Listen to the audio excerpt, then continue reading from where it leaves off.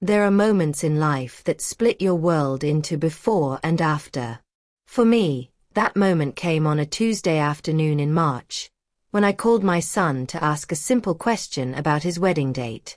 I had spent 3 years, 1,095 days, being the perfect mother, the supportive mother-in-law, the silent bank account that never said no.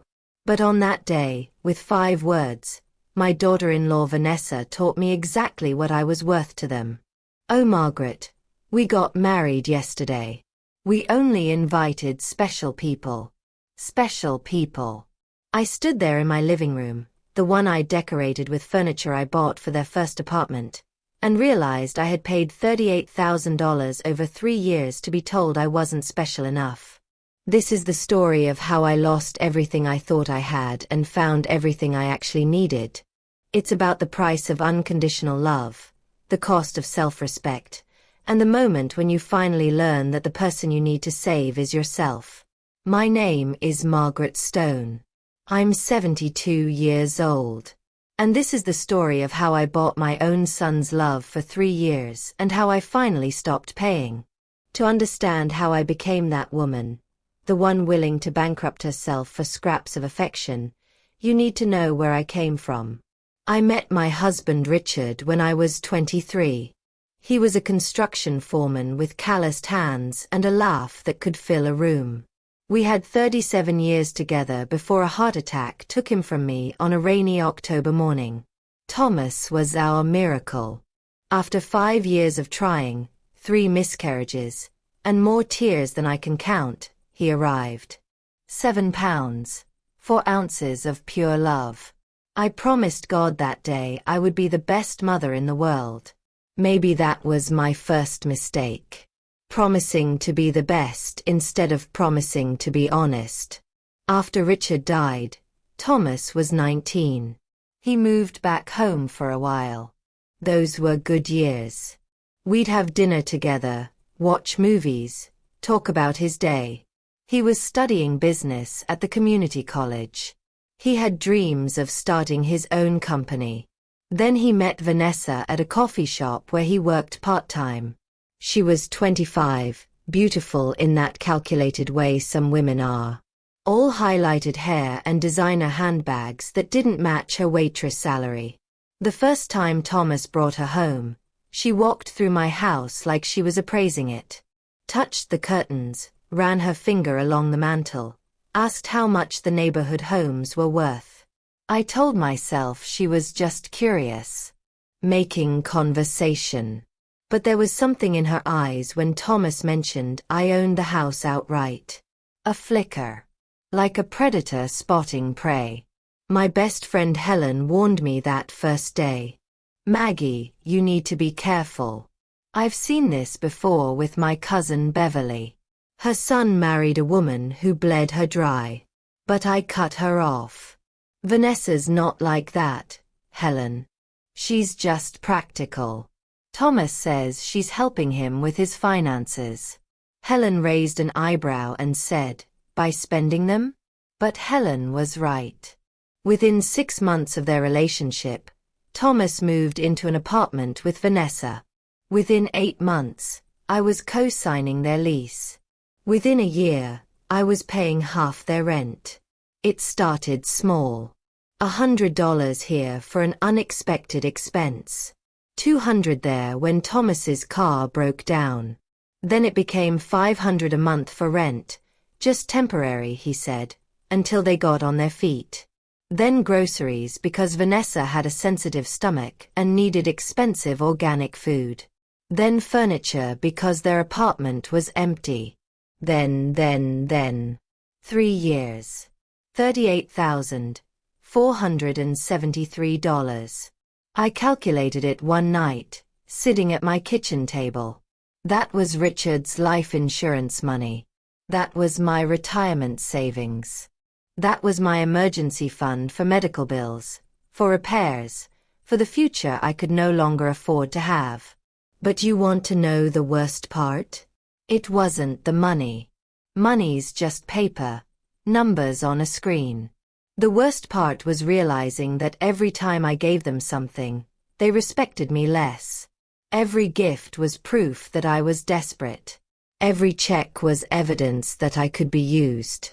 I remember one afternoon, arriving at their apartment with 5 bags of groceries.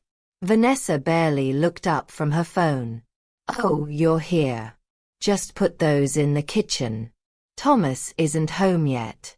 I asked if I should wait. Maybe we could have coffee. She said she had plans and told me to just leave the food. I stood there holding those bags, and something inside me cracked. But I didn't listen to that feeling. I pushed it down, made excuses. She's just tired. Just stressed. Just young. My neighbor Claire, who's 84 and sharp as a tack, told me one day while we were both in our gardens, "Your boy came by yesterday asking if you were home." When I said no, he asked if I knew where you kept your spare key. I tried to brush it off, but Claire looked at me hard and said something I'll never forget. "Maggie, I'm 84 years old. I've seen this story before. My sister lived it.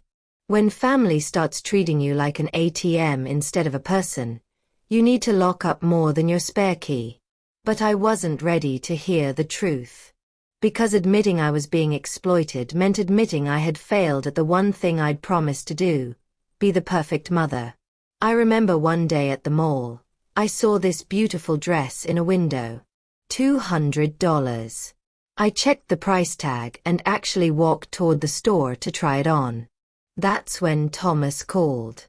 "Mom, hey. Listen, the landlord is being difficult about the rent being 2 days late. Can you just transfer it today instead of Friday?" I looked at that dress one more time, then walked straight to the bank instead. I can't remember the last thing I bought for myself before all this ended. Isn't that strange? I can tell you every cent I spent on them, but I can't remember the last time I thought I deserved something nice. So when Vanessa told me I wasn't special enough for their wedding, something inside me finally broke. Or maybe it finally healed. I'm still not sure which. For 3 days after the wedding call, I didn't sleep. I'd lie awake calculating everything I'd given up for them. Not just money. Time. Friendships. Dreams. Myself. I pulled out old calendars and started counting. Dinner with Helen, cancelled because Thomas needed help moving. Book club, cancelled because Vanessa had a doctor appointment. Art class, cancelled because they had a financial emergency. 247 cancelled plans in 3 years. 247 times I chose them over myself. I had become a ghost in my own life, haunting the edges of their world, waiting to be useful. On day 4 after the wedding, Thomas finally texted, "Mom, why aren't you answering? We need to talk about the rent. Not are you okay? Not I'm sorry we hurt you. The rent." I stared at that text for 10 minutes. My finger hovered over the keyboard. I started typing a response, "Of course, honey," then deleted it. Started again. Deleted it. Finally, I did something I'd never done before. I turned off my phone completely. That was the first time in 3 years I ignored one of Thomas's calls. It felt like jumping off a cliff. Terrifying and exhilarating at the same time. The next morning, I drove to my bank. I'd been avoiding my banker, Mr. Patterson, for months. He'd tried to talk to me about my finances before, but I'd always changed the subject. This time, I asked for a meeting. "Margaret," he said, sitting across from me with genuine concern in his eyes, "I need to be honest with you. I've been managing your accounts for 5 years. In the last 3 years, you've depleted 80% of your retirement savings. If this continues, you'll have nothing left by next year." His words should have shocked me, but they didn't. Deep down, I'd known. "I'm helping my son," I said weakly. Mr. Patterson leaned forward. "Mrs. Stone, Your son is 36 years old. With all due respect, when does help become harm? To both of you. Nobody had ever asked me that before. When does help become harm? I sat there in that sterile bank office, and for the first time in 3 years, I let myself cry. Not quiet tears. Real, ugly, sobbing tears. Mr. Patterson handed me tissues and waited patiently. When I finally stopped, he said something that changed everything. Mrs. Stone, in my 20 years as a banker, I've seen this scenario dozens of times. And I can tell you with certainty, this never ends well unless you end it. Your son and his wife have learned they don't have to be responsible because you'll always catch them. You're not helping them. You're crippling them. That word, crippling, hit me like a slap. I'd spent 3 years telling myself I was being a good mother. But what if I'd been doing the opposite? What if I'd been teaching Thomas that manipulation works, that guilt is currency, that love can be purchased? I want to cancel all automatic transfers, I heard myself say. And I want to change my accounts so they can't access anything. Mr. Patterson nodded slowly. I think that's very wise, Mrs. Stone. Would you also like recommendations for a family attorney? That's when it became real. I wasn't just cutting off money. I was preparing for war. Because I knew Thomas and Vanessa wouldn't accept this quietly. They'd fight. They'd threaten. They'd try to paint me as the villain. While Mr. Patterson processed the cancellations, my phone, still turned off in my purse, started to buzz with such frequency I could feel it vibrating. It was like they'd developed radar for when their money source was in danger. I left the bank feeling strange. Lighter somehow. Like I'd left an enormous burden in that office. I decided to drive to a place I hadn't been in months. The botanical gardens on the east side of town. Richard and I used to go there every Sunday. We'd walk the paths, sit by the fountain, make plans for our future. After he died, I'd go alone sometimes, just to feel close to him. But in the 3 years with Thomas and Vanessa, I'd stopped going. There was always some emergency, some need, some reason why my time wasn't my own. That afternoon, walking through the gardens, I felt like I could breathe for the first time in years. I sat on our favorite bench, mine and Richard's, and I talked to him like he was there. Richard, I whispered, I think I lost myself. After you left, I put everything into Thomas. I wanted to be enough for both of us. But I think I became too much. I think I taught him that love means sacrifice, that a good mother never says no, that my job was to solve all his problems. The wind rustled through the trees, and I swear I could almost hear Richard's response. Maggie, he would have said, our job was to raise him to stand on his own 2 feet, not to carry him for the rest of your life. I sat there for 2 hours, just thinking. About the mother I'd been versus the mother I should have been. About the difference between love and enabling. About the price I'd paid for avoiding conflict. When I finally turned my phone back on, there were 37 missed calls. 23 from Thomas. 14 from Vanessa. The voicemails were a progression of emotion. The first few were confused. Mom, are you okay? Where are you? Then they became worried. Mom, please call us back. We're getting concerned. By the 15th voicemail, the truth emerged. Mom, the bank called. They said you cancelled our transfers. What the hell is going on? This is ridiculous. Call me back right now. And the last voicemail from Vanessa revealed everything. Margaret, I don't know what you think you're doing, but this is completely unacceptable. We have bills. We have responsibilities. You can't just cut us off like this. We're family. You owe us. You owe us. Those 3 words crystallized everything. In their minds, I was a debtor. They weren't grateful recipients of my generosity. They were creditors collecting what was rightfully theirs. I deleted every voicemail without responding. Then I called my friend Helen, the one who'd warned me years ago. Helen, I need your help. I think I'm about to lose my son. But I think I need to anyway. Come over, Helen said immediately. I'll make tea. We'll figure this out together. Helen lived in a small yellow house 3 blocks from mine.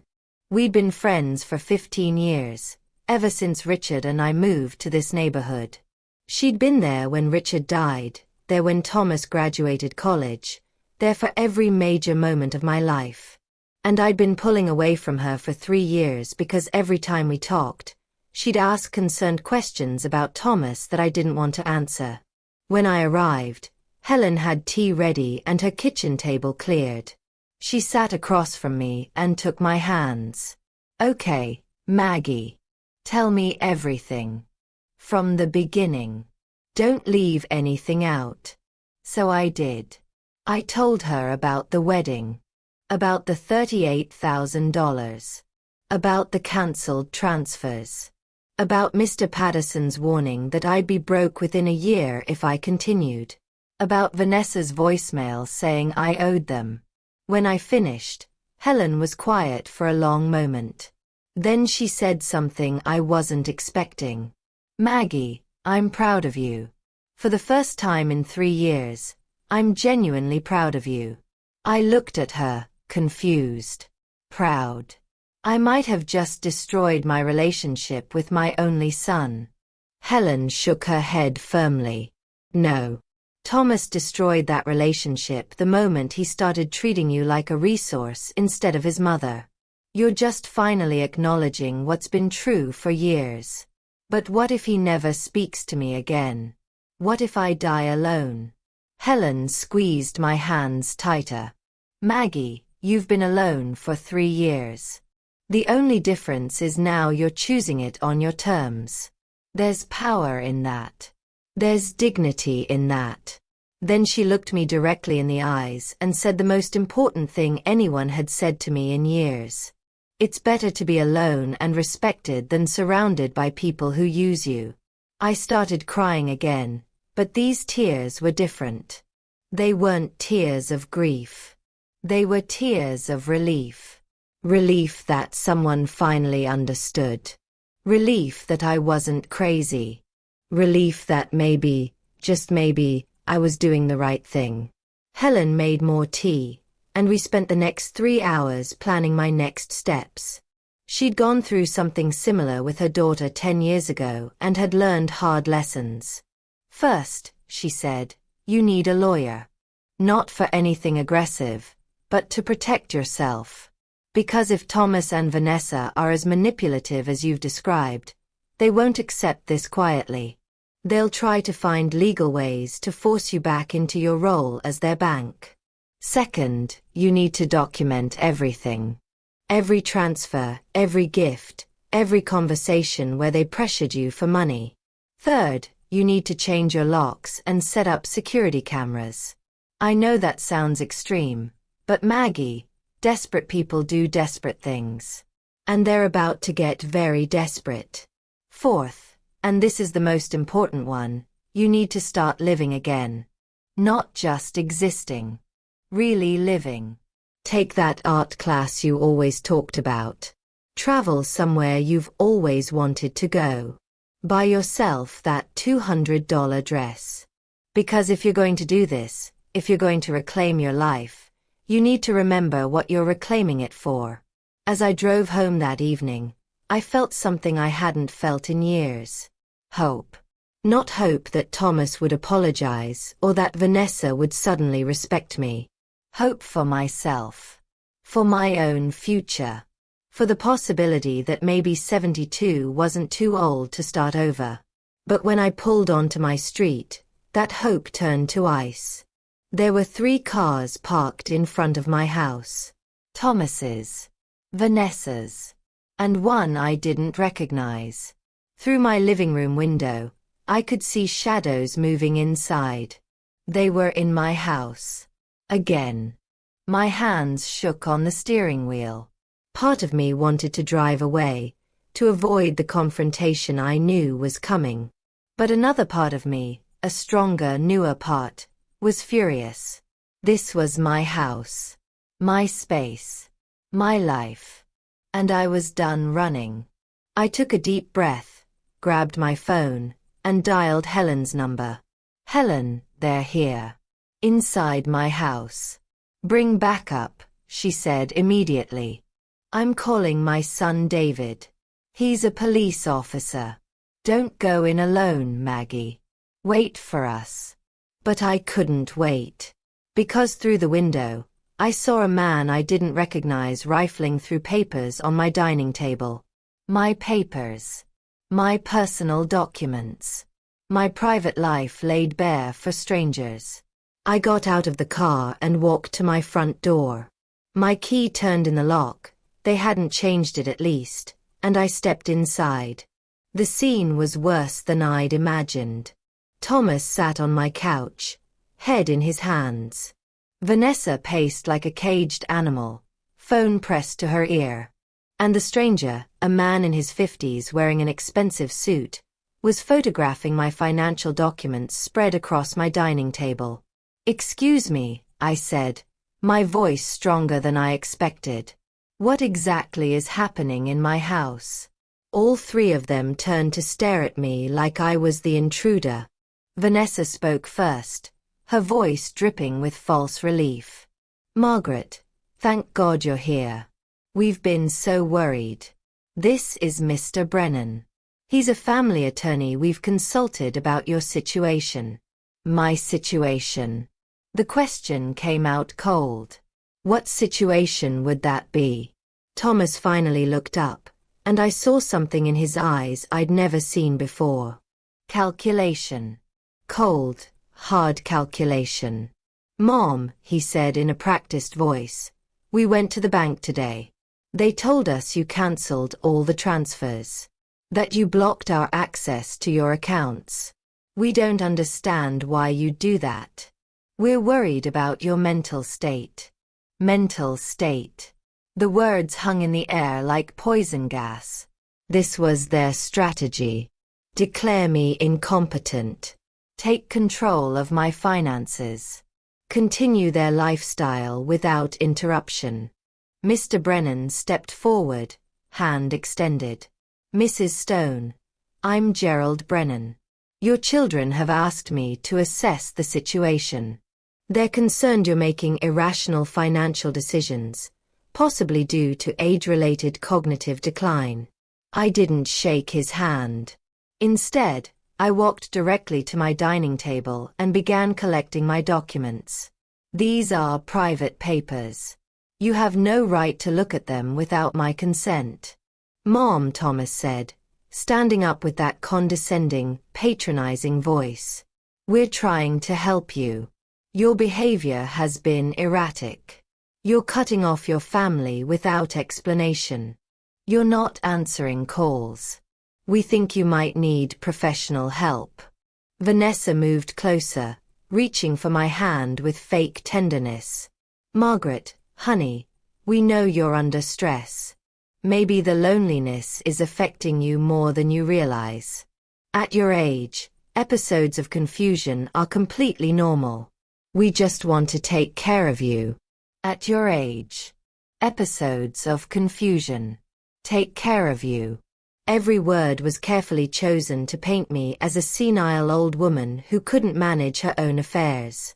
I am not confused, I said, my voice cutting through the room. I am clearer than I have been in years.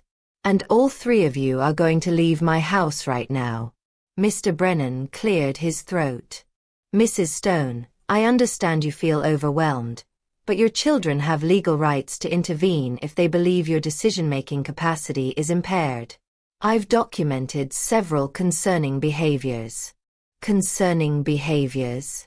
I laughed, and it was a harsh, bitter sound. Like what?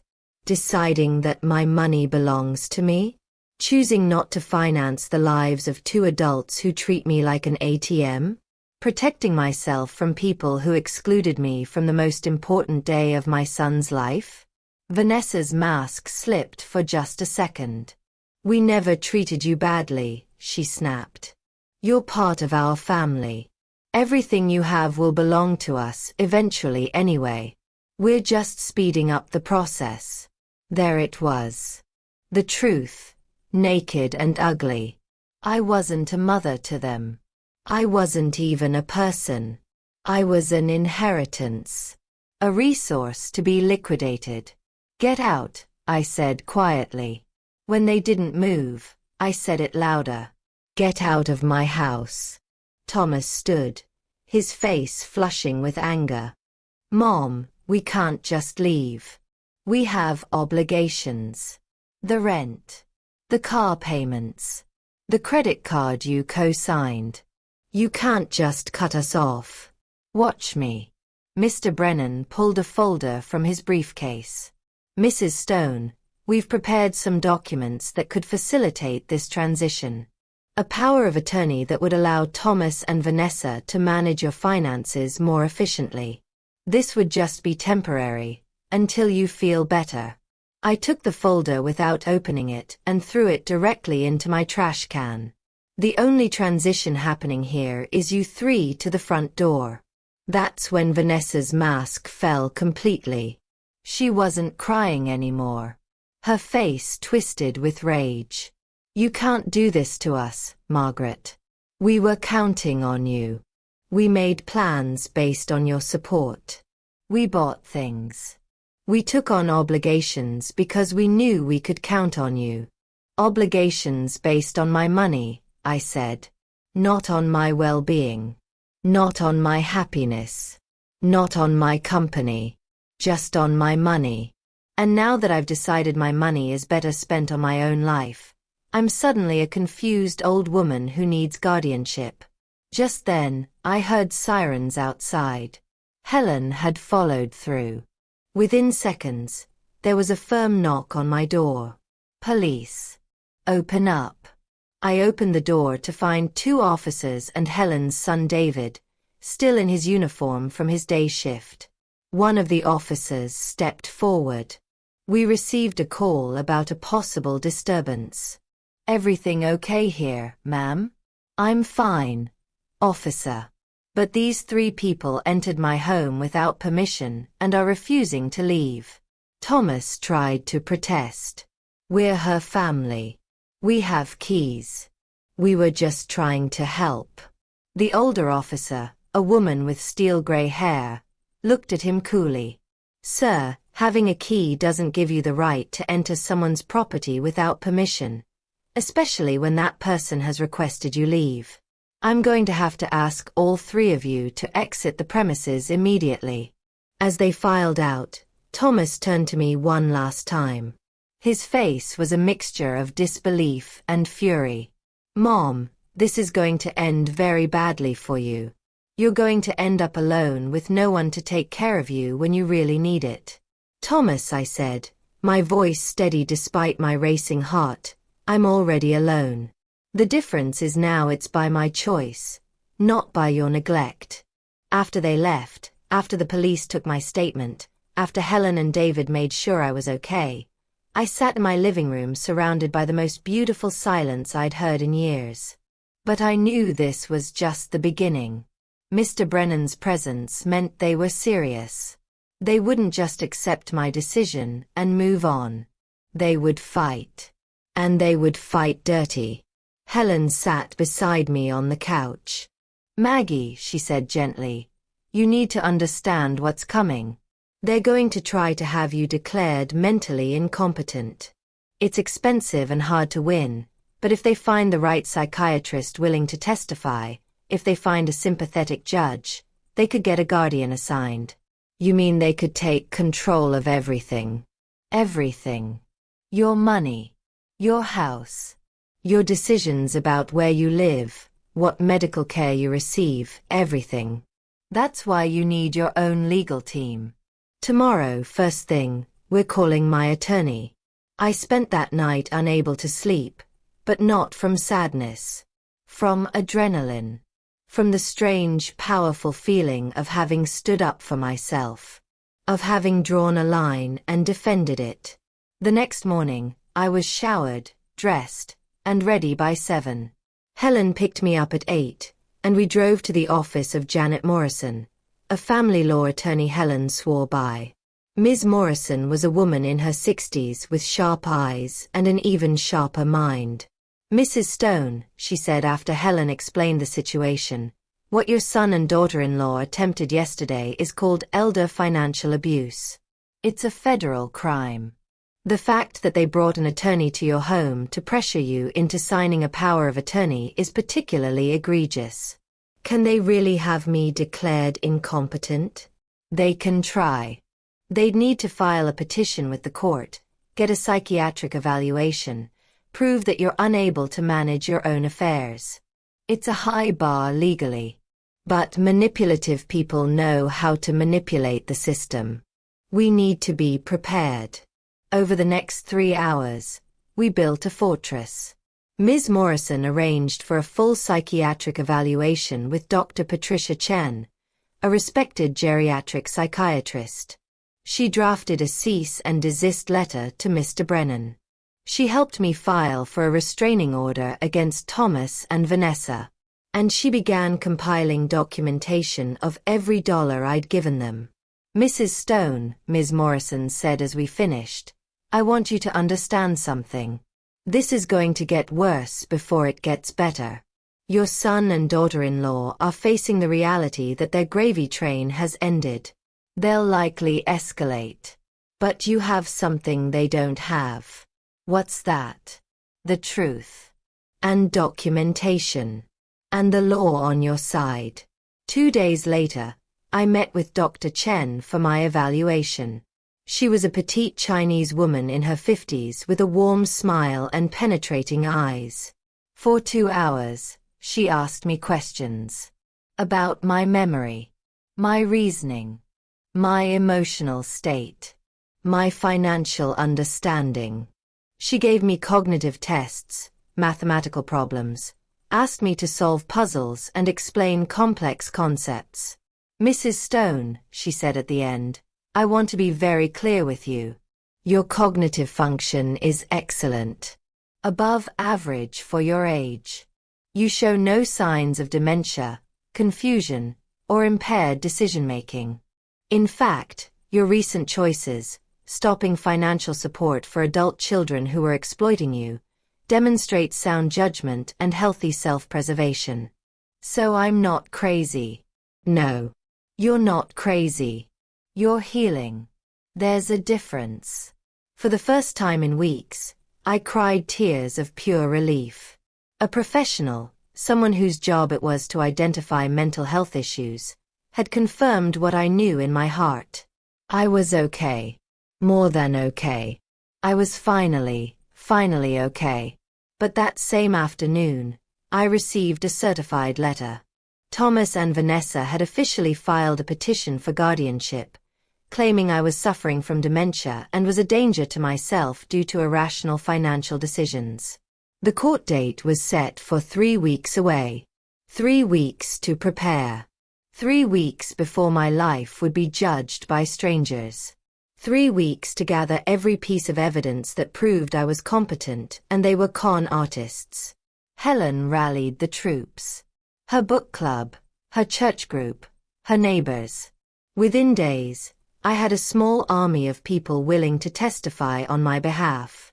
Women who had witnessed my transformation from beaten-down ATM to empowered individual.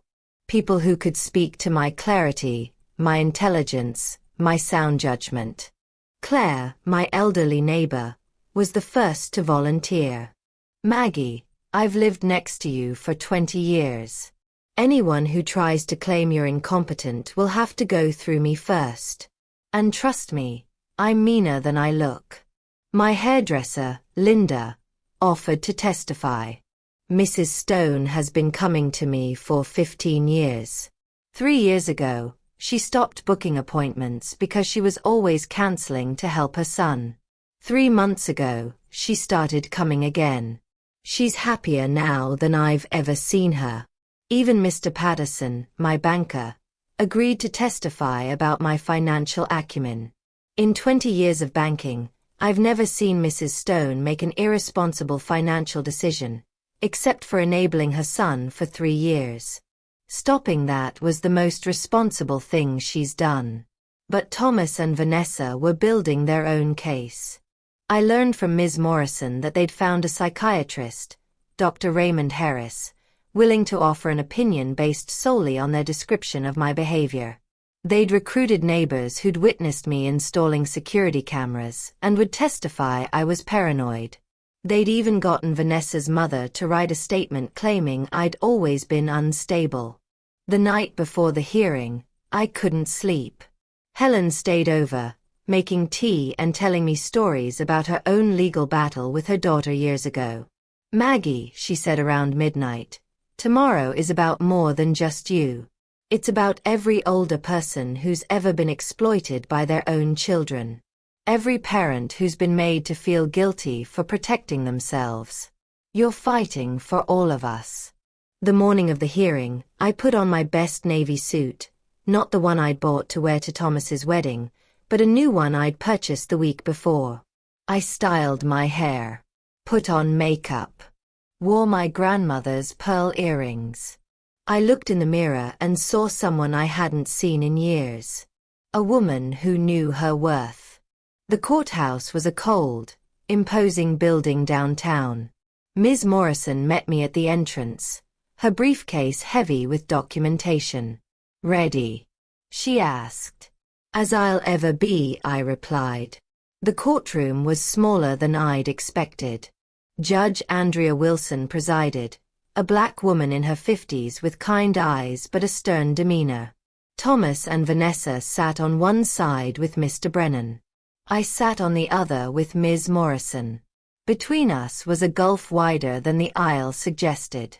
Mr. Brennan began with his opening statement, painting a picture of a confused, isolated old woman who'd been turned against a loving family by manipulative neighbors. He spoke of my sudden personality change, my paranoid behavior, my irrational financial decisions. Ms. Morrison's response was surgical.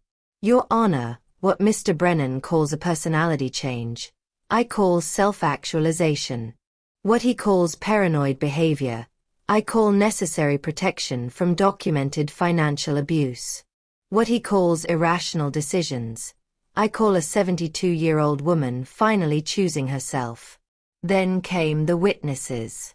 Vanessa testified first, crying on cue about how I'd changed, how I'd become hostile and withdrawn. She described finding me confused, forgetting conversations, making wild accusations. When Ms. Morrison cross-examined her, the cracks appeared immediately. "Mrs. Schuster, can you tell the court the last time you invited Mrs. Stone to your home for a meal? Not to deliver groceries or money, to actually share a meal." Vanessa stammered. "Well, we've been very busy with work and, so you can't remember a single instance? We've had her over for holidays." "Which holidays specifically?" "I don't remember exact dates." "Is it true that you and your husband got married without inviting Mrs. Stone?" "It was a very small ceremony." "Is it true that when Mrs. Stone asked about the wedding, you told her you only invited special people?" Vanessa's face flushed. "That's taken out of context. What context makes it appropriate to tell your mother-in-law she's not special?" No answer. Thomas testified next, his performance more practiced than Vanessa's. He spoke about his worry for my mental health, his desire to help me, his heartbreak at being cut off. Mr. Brennan asked him, "And how much financial support did your mother provide over the 3 years?" Thomas hesitated. "Some. I don't know the exact amount." When Ms. Morrison cross-examined, she was merciless. "Mr. Stone, does $38,473 sound accurate?" Thomas shifted uncomfortably. "I suppose. You suppose. That's your mother's entire life insurance policy from your father's death. Did you know that? We were grateful for her help. Were you grateful when you broke into her house without permission 3 weeks ago? We were worried about her. Were you worried about her when you brought an attorney to pressure her into signing a power of attorney? We wanted to help her to manage her money. Not her health. Not her well-being. Her money. Thomas couldn't answer. Their psychiatrist, Dr. Harris, testified that based on the family's reports, I was exhibiting signs of cognitive decline. But he'd never met me. Never examined me. His entire opinion was based on second-hand information from people with a clear financial interest. Ms. Morrison tore his testimony apart in minutes. Dr. Harris, how many times have you personally examined Mrs. Stone? None, but based on the family's detailed reports. So your entire professional opinion is based on information provided by people who stand to gain financially if Mrs. Stone is declared incompetent? Well, family members are typically reliable sources. Are they? When those family members have received nearly $40,000 from the patient in 3 years. Then it was our turn. Mr. Patterson testified about my flawless financial management for 20 years and how stopping the payments to Thomas was the most financially sound decision I'd made. Claire testified about my mental acuity and how I'd actually become sharper and more engaged in recent months. Linda, my hairdresser, testified about the change she'd witnessed, from a woman who seemed beaten down to one who glowed with renewed confidence. Dr. Chen's testimony was devastating to their case. She walked the judge through every cognitive test I'd passed with flying colors. She explained that my decision to stop enabling my son was not only rational but psychologically healthy.